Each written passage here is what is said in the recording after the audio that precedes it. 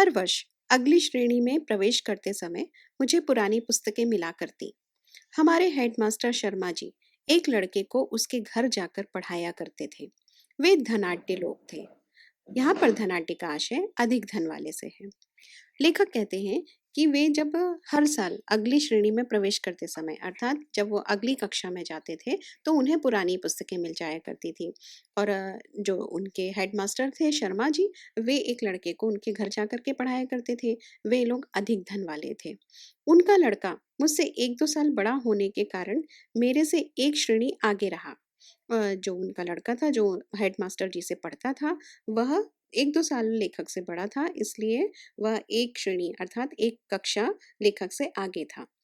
हर साल अप्रैल में जब पढ़ाई का नया साल आरंभ होता तो शर्मा जी उसकी 1 साल पुरानी पुस्तकें ले आते। हमारे घर में किसी को पढ़ाई में दिलचस्पी न थी। यहाँ पर लेखक बताते हैं कि जो हेडमास्टर थे वह उस लड़के की पुरानी पुस्तकें ले आते थे, लेकिन लेखक के घर में किसी को भी पढ़ाई में कोई भी रुचि नहीं थी। यदि नई किताबें लानी पड़ती जो तब 1-2 रुपया में आ जाया करती थी, तो शायद इसी बहाने पढ़ाई चौथी कक्षा में ही छूट जाती।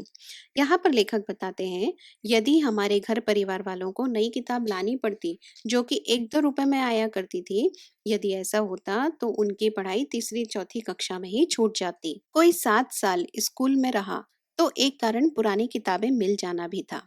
यहाँ पर लेखक कहते हैं कि उनको पुरानी किताबें मिल जाती थी, इस कारण से ही वो 7 साल तक स्कूल में थे, अर्थात वो स्कूल में पढ़ पाए। कॉपियों, पेंसिलों, होल्डर या स्याही दवात में भी मुश्किल से 1-2 रुपए साल भर में खर्च हुआ करते थे, परंतु उस जमाने में 1 रुपया भी बहुत बड़ी रकम हुआ करती थी। यहाँ पर रकम से आशय संपत्ति या दौलत है। तो लेखक कहते हैं कि उनकी कॉपी, पेंसिल, होल्डर, स्याही दवात खरीदने के लिए भी जो खर्चा हुआ करता था वह 1-2 रुपए का हुआ करता था। लेकिन उस समय 1 रुपए की भी कीमत बहुत ज़्यादा हुआ करती थी। ये सारी चीज़ें ही कॉपियाँ, पेंसिल, होल्डर, स्याही दवात भी 1 रुपए में ही आ जाया करता था। 1 रुपए में 1 सेर घी आया करता और 2 रुपए की 1 मन, 40 सेर गंदम। यहाँ पर लेखक कहते हैं कि उस समय 1 रुपए में 1 किलो घी आ जाया करता था और 2 रुपए में 1 मन अर्थात 40 किलो अनाज आ जाता था। इसी कारण खाते पीते घरों के लड़के ही स्कूल जाया करते थे। इसका मतलब है जो अमीर घरों के परिवारों के जो बच्चे होते थे वे ही स्कूल जाते थे। हमारे 2 परिवारों में मैं पहला लड़का था जो स्कूल जाने लगा था। 2 परिवार मतलब इनके चाचा जी होंगे और इनके पापा होंगे। तो इन दोनों के परिवारों में सिर्फ ये लेखक ही एक ऐसे थे जो स्कूल जाते थे और इसके अलावा कोई भी नहीं जाता था।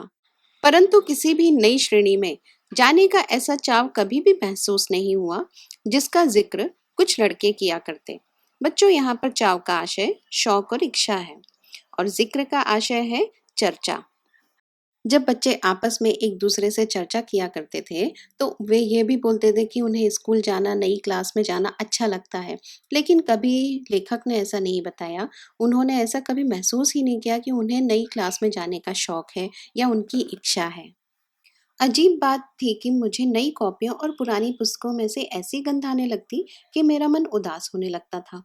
अब यहाँ पर लेखक को गंध क्यों आती थी और क्यों उदास होते थे, इसका ठीक ठीक कारण तो कभी समझ में नहीं आया, परंतु जितनी भी मनोविज्ञान की जानकारी है, इस अरुचि का कारण यही समझ में आया कि आगे की श्रेणी की कुछ मुश्किल पढ़ाई और नए मास्टरों की मारपीट का भय ही कहीं भी भीतर जमकर बैठ गया था। लेखक को ठीक-ठीक तो समझ में नहीं आया था कि आखिर वे उदास क्यों हो जाते थे। लेकिन हमने पहले भी पढ़ा है कि जब वे लेखक मनोविज्ञान विषय को पढ़ रहे थे, उस समय उन्होंने इस बात को समझा कि कहीं न कहीं उनके लिए उदास होने का कारण यह था कि पढ़ाई मुश्किल थी और एक उनके मन में मार-पीट का भय बैठ चुका था, जो कि मास्टरों द्वारा उनको मारा-पीटा जाता था और इस कारण से वे हमेशा उदास रहते थे। उन्हें पुस्तकों की गंध पसंद नहीं थी। सभी तो नए ना होते थे, परंतु 2-3 हर साल ही वह होते जो कि छोटी श्रेणी में नहीं पढ़ाते थे। कुछ ऐसी भी भावना थी कि अधिक अध्यापक एक साल में ऐसी अपेक्षा करने लगते कि जैसे हम हरफन मौला हो गए हों। यहाँ पर हरफन मौला का आशय है सर्वगुण संपन्न, हर क्षेत्र में आगे रहने वाला। लेखक बताते हैं कि बहुत सारे टीचर्स नए नहीं होते थे और वह 2-3 साल में पढ़ाते रहते थे, लेकिन छोटी श्रेणी में, छोटी कक्षा में वे नहीं पढ़ाते थे।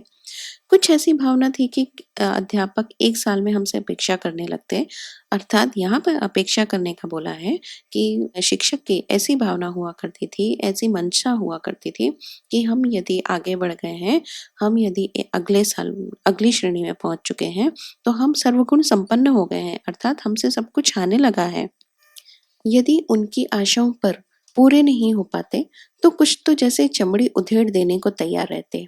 इन्हीं कुछ कारणों से केवल किताबों, कॉपियों की गंध से ही नहीं, बाहर के बड़े गेट से 10-15 गज दूर स्कूल के कमरों तक, रास्तों के दोनों ओर जो अलियार के झाड़ उगे थे, उनकी गंध भी मन उदास कर दिया करती। यहाँ पर अलियार का अर्थ है गली की तरह का लंबा सीधा रास्ता। लेखक या अध्यापक अब यह मानने लगे थे कि सारे छात्र जो एक श्रेणी आगे आ गए हैं, एक कक्षा आगे आ गए हैं, वे सारे सर्वगुण संपन्न हो गए हैं और यदि हम उनकी आशाओं पे पूरे नहीं उतरते थे, तो वे हमें मारने के लिए तैयार रहा करते थे। इन्हीं कारणों से केवल किताब कॉपी की गंध से ही नहीं, लेखक ये बोलते हैं कि कुछ ये किताब कॉपियों की गंध से ही नहीं, बल्कि दूसरे भी कुछ कारण हुआ करते थे, जिसका मन उनका उदास रहता था। वह था बाहर बड़े गेट से 10-15 गज दूर स्कूल के कमरों तक रास्ते के जो दोनों ओर अलियार के झाड़ उगे थे, अर्थात जो रास्ते में लंबा रास्ता था, वहाँ पर जो अलियार के पेड़ उगे थे, उनकी गंध भी उनके मन को उदास कर दिया करती थी। ऐसे कुछ कारण थे जिससे वे उदास रहते थे। परंतु स्कूल एक दो कारणों से अच्छा लगने लगा था। मास्टर प्रीतम चंद जब हम स्काउटों को परेड करवाते तो लेफ्ट राइट की आवाज या मुंह में ली विसल से मार्च कराया करते। फिर राइट टर्न या लेफ्ट टर्न या अबाउट टर्न कहने पर छोटे छोटे बूटों की एड़ियों पर दाएं बाएं या एकदम पीछे मुड़कर बूटों की ठक ठक करते अकड़कर चलते तो लगता जैसे हम विद्यार्थी नहीं, बहुत महत्वपूर्ण आदमी हूँ, फौजी जवान। यहाँ विसल से आशय सीटी से है और बूट, बूट का अर्थ होता है जूते। अकड़कर, अकड़कर का अर्थ है घमंड होना। तो यहाँ पर लेखक कहते हैं कि उन्हें कुछ कारणों से स्कूल जाना अच्छा लगता था।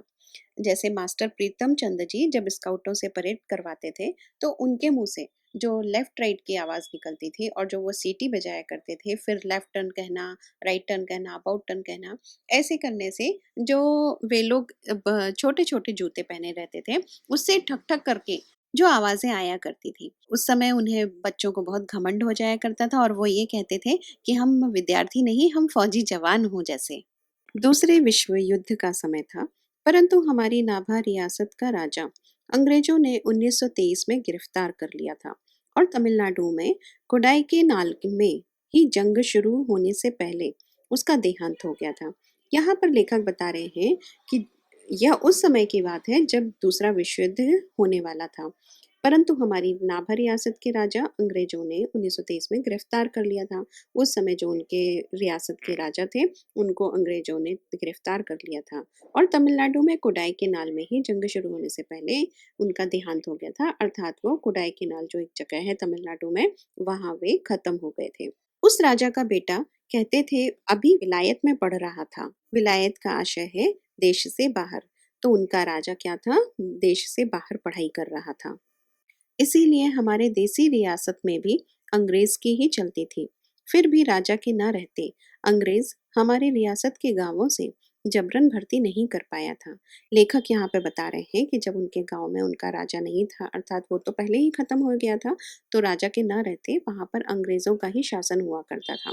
लेकिन वहां पर उन गांवों से उन्होंने किसी की भी जबरन भर्ती नहीं होने दी, अर्थात जोर जबरदस्ती से काम नहीं करने दिया। लोगों को फौज में भर्ती करने के लिए जब कुछ अफसर आते तो उनके साथ कुछ नौटंकी वाले भी हुआ करते थे। बच्चों, यहाँ पर लेखक बताते हैं कि जो अंग्रेजी शासन था उस समय लोगों को फौज में भर्ती किया जाता था और उस फौज में भर्ती होने के लिए गांवों से लड़कों को लिया जाता था। तो इसके लिए लेखक बताते हैं कि उस फौज में भर्ती करने के लिए कुछ अफसर भी आया करते थे और उनके साथ कुछ नौटंकी वाले भी होते थे। नौटंकी वाले अर्थात जो जगह जगह जा करके अपना नाटक दिखाया करते थे। वे रात को खुले मैदान में शामियाने लगाकर लोगों को फौज के सुख आराम बहादुरी के दृश्य दिखाकर आकर्षित किया करते। यहाँ शामियाने का आशय तंबू से है।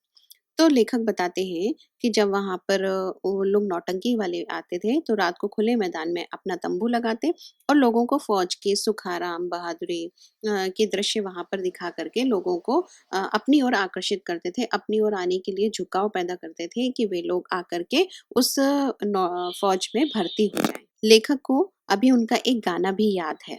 कुछ मस्खरे, मस्खरे से आशय है हंसी मजाक करने वाले व्यक्ति, अजीब सी वर्दियां पहने और अच्छे बड़े फौजी बूट पहने गाया करते। लेखक कहते हैं कि नौटंकी वालों के साथ कुछ हंसी मजाक करने वाले व्यक्ति भी आया करते थे। वे अजीब सी वर्दियां पहनते और बड़े बड़े फौजी बूट पहन करके गाना गाया करते थे।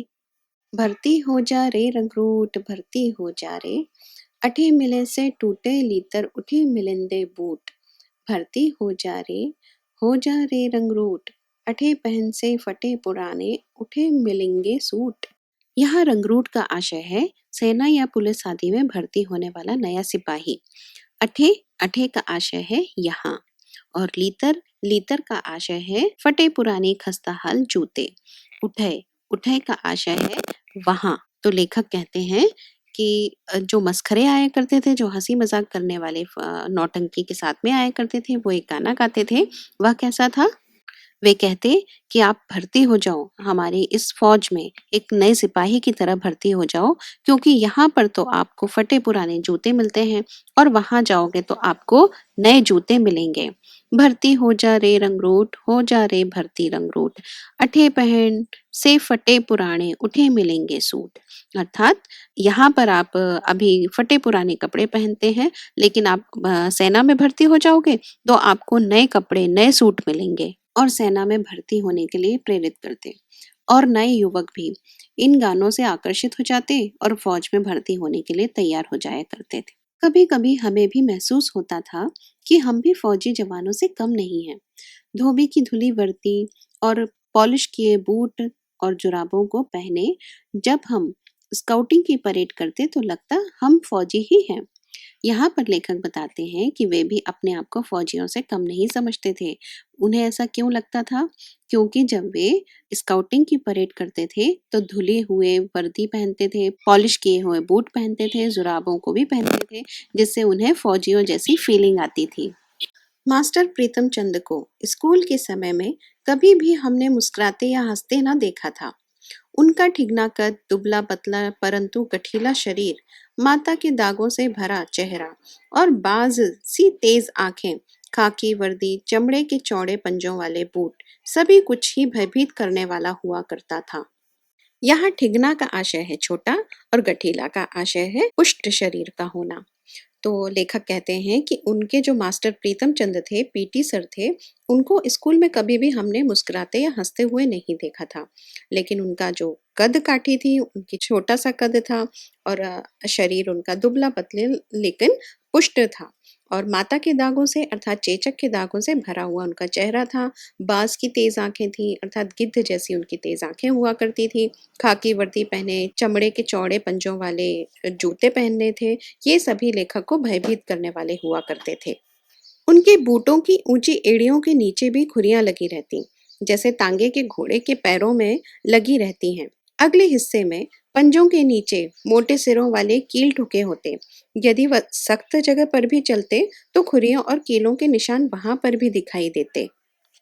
लेखक कहते हैं कि उनके जो जूते हुआ करते थे उसमें खुरियां लगी रहती थी, जैसे कि तांगे के घोड़े के पैरों में नाल लगी रहती है, उसी तरह से पीटी सर के जूतों में भी खुरियां लगी रहती थी। अगले हिस्से में पंजों के नीचे मोटे सिरों में कील ठुके होते थे। यदि सख्त जगह पर चलते तो नॉर्मली यदि वो ऐसी सॉफ्ट जगह पे चलते तो उनकी जगह उनकी खुरियों और कीलों के निशान तो दिखाई देते ही देते, लेकिन जब वो सख्त जगह पर भी चलते थे या कठोर जगह पर भी चलते थे तब भी उनके नालों और कीलों के निशान दिखाई देते थे। हम ध्यान से देखते, इतने बड़े और भारी भारी बूट पहनने के बावजूद उनके टखनों में कहीं मोच तक नहीं आती थी। उनको देखकर हम यदि घर वालों से बूटों की मांग करते तो माँ बाप यही कहते थे कि टखने टेढ़े हो जाएंगे, सारी उम्र सीधे न चल पाओगे। लेखक और उनके सहपाठी बड़े ध्यान से जूतों को देखते रहते थे कि इतने भारे भारी जूते वह पीटी सर पहनते थे, लेकिन उनके कभी भी टखनों में मोच नहीं आई। और हम यदि अपने घर वालों से इन जूतों की मांग करते तो हमारे माँ बाप यही कहते कि टखने टेढ़े हो जाएंगे और सारी उम्र हम सीधे नहीं चल पाएंगे। मास्टर प्रीतम चंद से हमारा डरना तो स्वाभाविक था, परंतु हम उनसे नफरत भी करते थे। यहाँ पर लेखक बताते हैं कि वे अपने पीटी सर से डरते भी थे और उनसे नफरत भी करते थे। लेकिन उनके नफरत का कारण क्या था? उनकी नफरत करने का कारण मारपीट का होना था। हम सभी को, जो मेरी उम्र के थे, वह दिन नहीं भूल पाया जिस दिन वह हमें चौथी श्रेणी में फारसी पढ़ाने लगे थे। कहते हैं कि उनके सहपाठी और साथ में लेखक भी उस दिन को नहीं भूल पाए थे जिस दिन उन्होंने हमें चौथी कक्षा में फारसी पढ़ाना शुरू कर दी थी। हमें उर्दू का तो तीसरी श्रेणी तक अच्छा अभ्यास हो गया था, परंतु फारसी तो अंग्रेजी से भी मुश्किल थी। लेखक बताते हैं कि उनका तीसरी श्रेणी अर्थात तीसरी कक्षा तक उन्हें उर्दू का अच्छा अभ्यास हो चुका था, लेकिन फारसी उन्हें अंग्रेजी से भी मुश्किल लगती थी। अभी हमें पढ़ते 1 सप्ताह भी ना हुआ होगा कि प्रीतम चंद ने हमें एक शब्द रूप याद करने को कहा और आदेश दिया कि कल हम इसी घंटी में ज़बानी सुनेंगे। ज़बानी का आशय है ज़बान के द्वारा, मतलब ओरल सुनेंगे। लेखक कहते हैं कि अभी उन लोगों को पढ़ते हुए 1 सप्ताह भी नहीं हुआ था कि मास्टर प्रीतम चंद ने उन्हें एक शब्द रूप याद करने को दे दिया था और यह कहा था कि उसे इसी समय, इसी घंटी में वह कल ज़ुबानी सुनेंगे। इसका मतलब ओरल सुनेंगे वो उनसे। हम सभी घर लौटकर रात देर तक उसी शब्द रूप को बार-बार याद करते रहे, परंतु केवल 2-3 लड़के ही थे जिन्हें आधी या कुछ अधिक शब्द रूप याद हो पाया। दूसरे दिन बारी-बारी सबको सुनाने के लिए कहा, तो एक भी लड़का ना सुना पाया। यहाँ पे लेखक कह रहे हैं कि सबने रात को बहुत याद किया था उस शब्द रूप को, लेकिन उसमें से कुछ ही बच्चों को, 2-3 बच्चों लड़कों को ही यह शब्द रूप याद हुआ था। लेकिन जब सर के सामने सुनाने की बारी आई तो कोई भी लड़का नहीं सुना पाया। तभी मास्टर जी गुर्राए, सभी कान पकड़ो। यहाँ गुर्राने का आशय गुस्से से चिल्लाने से है। तो तभी मास्टर जी जोर से चिल्लाए कि कान पकड़ो। हमने झुककर टांगों के पीछे से बाहें निकालकर कान पकड़े तो वह गुस्से से चीखे, पीठ ऊंची करो। तब लेखक ने अपनी टांगों के पीछे से बाहें निकालकर कान पकड़ लिए। तब मास्टर प्रीतम चंद जी जोर से और गुस्से से चीखे कि अपनी पीठ भी ऊंची करो। पीठ ऊंची करके कान पकड़ने से 3-4 मिनट में ही टांगों में जलन होने लगती थी। यहाँ पर लेखक बता रहे हैं कि जब भी वो पीठ ऊंची करके कान पकड़ते थे तो उनके पैरों में बहुत ज्यादा जलन होने लगती थी 3-4 मिनट के अंदर। मेरे जैसे कमजोर तो टांगों के थकने से कान पकड़े हुए गिर जाते थे। तो यहाँ पर लेखक बता रहे हैं कि जैसे उनके जैसे कमजोर जो बच्चे हुआ करते थे, वे टांगों के थकने के कारण अर्थात पैरों के थकने के कारण ही वह बिना हाथ निकाले ही कान पकड़े हुए गिर जाते थे। जब तक मेरी और हरवंश की बारी आई, तब तक हेडमास्टर जी दफ्तर में आ चुके थे। यहाँ पर लेखक बता रहे हैं जब तक उनकी बारी आई तब तक उनके हेडमास्टर शर्मा जी ऑफिस में आ चुके थे। जब हमें सजा दी जा रही थी तो उसके कुछ समय पहले शर्मा जी स्कूल की पूरब की ओर बने सरकारी अस्पताल में डॉक्टर कपलाश से मिलने के लिए गए थे। लेखक बता रहे हैं कि जिस समय उन्हें सजा दी जा रही थी उस समय जो हेडमास्टर थे वह स्कूल में नहीं थे, वे सरकारी अस्पताल में कपलाश डॉक्टर से मिलने के लिए गए थे। वह दफ्तर के सामने की ओर चले आए और वह वहां से दफ्तर से ऑफिस से सामने की ओर आए थे। आते ही जो कुछ उन्होंने देखा वह सहन नहीं कर पाए। अब जब हेडमास्टर ऑफिस से सामने की ओर आ रहे थे तब उन्होंने देखा कि मास्टर प्रीतम चंद बच्चों को सजा दे रहे हैं जिसे वे सहन नहीं कर पाए। शायद यह पहला अवसर था कि वह पीटी प्रीतम चंद की उस बर्बरता को सहन न कर पाए। बहुत उत्तेजित हो गए थे। बर्बरता का अर्थ है असभ्यता एवं जंगलीपन। लेखक को यह एहसास हुआ कि यह पहला अवसर था जब हेडमास्टर को प्रीतम चंद्र जी का बच्चों को इस तरह से पनिशमेंट देना बिल्कुल भी पसंद नहीं आया और हेडमास्टर प्रीतम चंद्र जी के ऊपर बहुत गुस्सा हुए और बोले, "What are you doing? Is it the way to punish the student of 4th class? Stop it at once." हमें तब अंग्रेजी नहीं आती थी क्योंकि उस समय 5वीं श्रेणी से अंग्रेजी पढ़ानी शुरू की जाती थी। परंतु हमारे स्कूल के 7वीं 8वीं श्रेणी के लड़कों ने बताया था कि शर्मा जी ने क्या कहा था। लेखक कहते हैं कि उस समय उन्हें अंग्रेजी नहीं आती थी, क्योंकि उस समय वहाँ पर 5वीं कक्षा से अंग्रेजी पढ़ानी शुरू की जाती थी। लेखक कक्षा चौथी में थे, लेकिन उनके स्कूल के जो 7वीं-8वीं कक्षा के छात्र थे, उनने बताया कि शर्मा जी ने पीटी टीचर को क्या कहा, "क्या करते हैं? क्या चौथी श्रेणी को सज़ा देने का यह ढंग है? इसे फ़ौरन बंद करो।" ऐसा हेडमास्टर शर्मा जी ने पीटी टीचर को कहा था। शर्मा जी गुस्से से कांपते बरामदे में से ही अपने ऑफिस की ओर चले गए।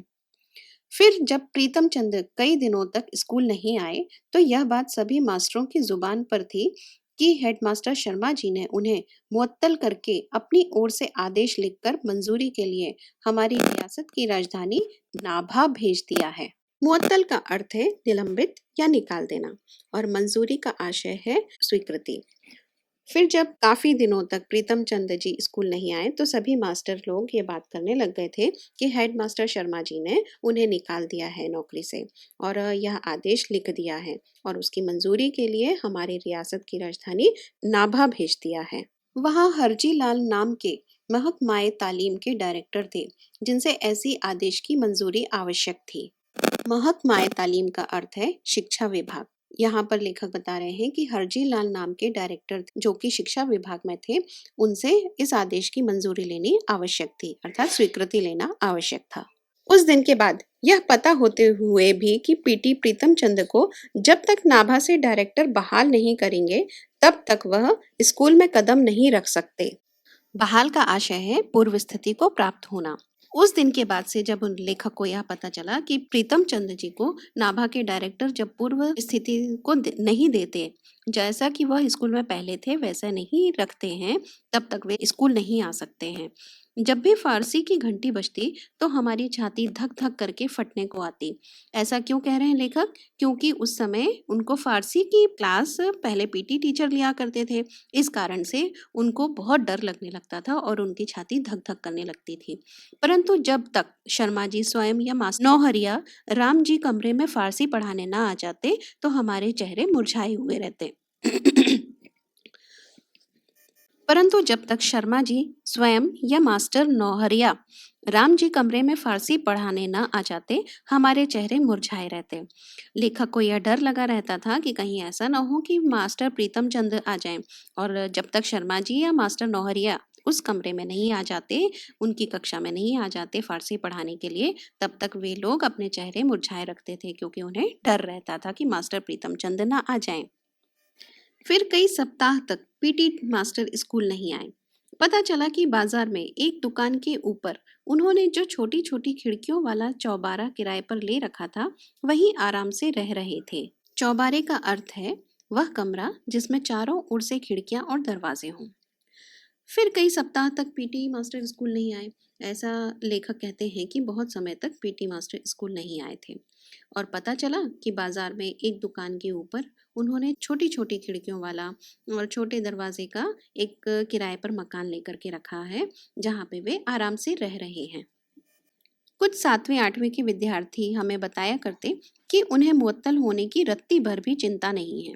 यहाँ पर लेखक बता रहे हैं कि 7वीं-8वीं कक्षा के जो विद्यार्थी हुआ करते थे, उन्होंने बताया कि उनको निलंबित किया गया, उन्हें स्कूल से निकाल दिया गया, उन्हें उसकी ज़रा भी चिंता नहीं थी। पहले की तरह ही आराम से पिंजरे में रखे 2 तोतों को दिन में कई बार भिगोकर रखे बादामों की गिरियों का छिलका उतारकर उन्हें खिलाते, उनसे बात करते रहते हैं। लेखक बताते हैं कि पहले की तरह इसका मतलब है कि पीटी टीचर जब स्कूल भी जाया करते थे, तब भी वह पिंजरे में रखे दोनों तोतों को कई बार भिगोकर बादाम खिलाते थे। वैसे ही अभी स्कूल नहीं भी जा रहे हैं, तब भी वे अपने दोनों तोतों को दिन में कई बार बादाम भिगोकर जो उनकी गिरियाँ रहती हैं उसका छिलका उतार करके वे उन्हें खिलाते थे और उनसे बातें करते थे। उनके वे दोनों तोते हमने भी कई बार देखे थे। लेखक ने भी और उनके मित्रों ने भी उनके वो दोनों तोतों को कई बार देखा हुआ था। हम उन बड़े लड़कों के साथ उनके चौबारे में गए थे, जो लड़के पीटी साहब के आदेश पर उनके घर का काम करने जाया करते थे। लेखक बताते हैं कि इसके पहले भी हम कई बार बड़े लड़कों के साथ में जाते थे, जब पीटी टीचर उन्हें बड़े लड़कों को काम करने के लिए घर पे बुलाया करते थे। परंतु हमारे लिए चमत्कार ही तो था। जो प्रीतम चंद्र बिल्ला मार मार कर हमारी चमड़ी तक उधेड़ देते, वह अपने तोतों से मीठी मीठी बातें कैसे कर लेते थे। बिल्ले से आशय है पट्टी या डंडा। लेखक को यह एक चमत्कार से कम न लगता था कि जो प्रीतम चंद्र डंडा मारकर हमारी चमड़ी उधेड़ दिया करते थे, वे तोतों से मीठी मीठी बातें कैसे कर लेते हैं। क्या तोतों को उनकी दहकती भूरी आंखों से भय न लगता था। यहाँ पर लेखक कहते हैं कि जिस दहकती आंखों से, जिन आंखों से हमें भय लगता था, डर लगता था, क्या ये तोते उन आंखों से डरते नहीं है। हमारी समझ में ऐसी बातें तब नहीं आ पाती थी। बस एक तरह से इन्हें अलौकिक ही मानते थे। अलौकिक से आशय है अद्भुत या अपूर्व।